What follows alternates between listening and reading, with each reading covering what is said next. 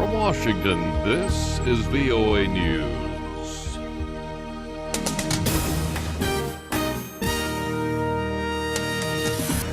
Coming up, help for Gaza as it rebuilds from weeks of war. We'll also have the latest on the Ebola outbreak.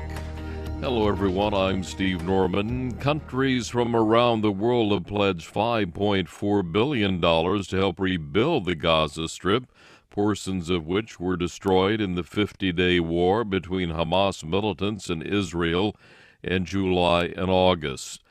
Norwegian Foreign Minister Børge Brende said Sunday that there are many legitimate questions about why donor countries should once again pick up the bill for rebuilding what warring parties have torn down. We have not forgotten the issue of a two-state solution. It is back on the international agenda, and there is now a political momentum built up to pressure the parties to get back to the negotiating table. U.S. Secretary of State John Kerry announced an immediate American donation of $212 million on top of another $202 million in humanitarian aid the U.S. had already committed.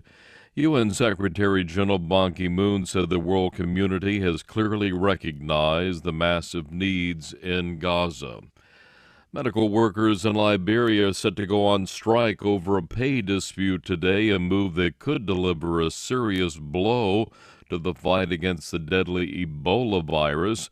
Meantime, a nurse who treated the first person to be diagnosed with Ebola in the U.S. has contracted the disease.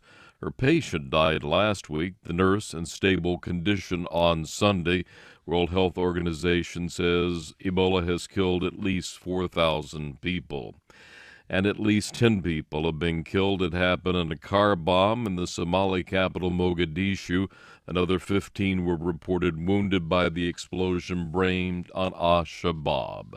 This is VOA News. Officials in Iraq's Anbar province say Islamic State militants killed the provincial police chief there, and a bomb attack happened Sunday.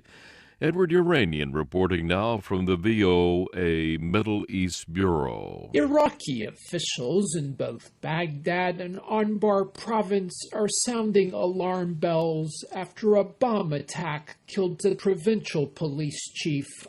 Anbar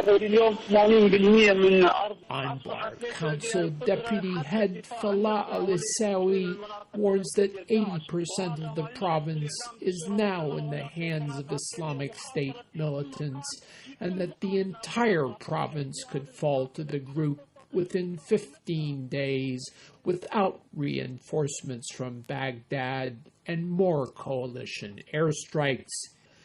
Edward Uranian for VOA News, Cairo. Pakistani airstrikes killed at least 21 militants in their hideouts Sunday in the northwestern tribal areas bordering Afghanistan.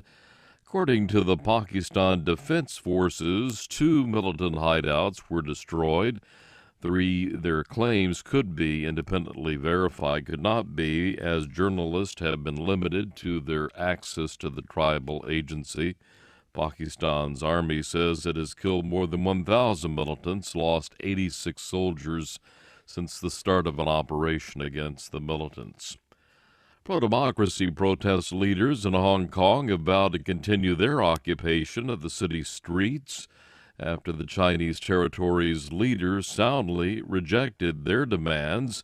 Hong Kong's chief executive also called their movement out of control and said it could not last very long. VOA's Daniel Scherf reporting from Hong Kong. Hong Kong protesters Sunday voiced defiance after Chief Executive Leung Chun-ying said there was zero chance of meeting their demands. Hong Kong's Beijing-approved leaders said China would never rescind its decision against open nomination of candidates for the chief executive post. Lester Shum is the protest leader. What CY learned, the chief executive said, showed that the Hong Kong government still refused to take the responsibility to face the political issue caused by the Hong Kong government. Hong Kong is to hold a much-anticipated first direct election for chief executive in 2017, but China's National People's Congress in August set out a plan that allows Beijing-leaning officials in Hong Kong to choose the candidates. Daniel Sheriff, VOA News, Hong Kong. Typhoon Fongbong weakened to a tropical storm Sunday after racing northeast over mainland Japan, injuring more than 30. It had been more intense, a tropical cyclone this year, the most intense.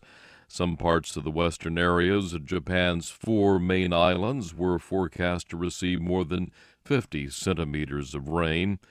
Flight and train disruptions were expected to continue through Tuesday as heavy winds and rains from the typhoon reached Osaka as well as Tokyo.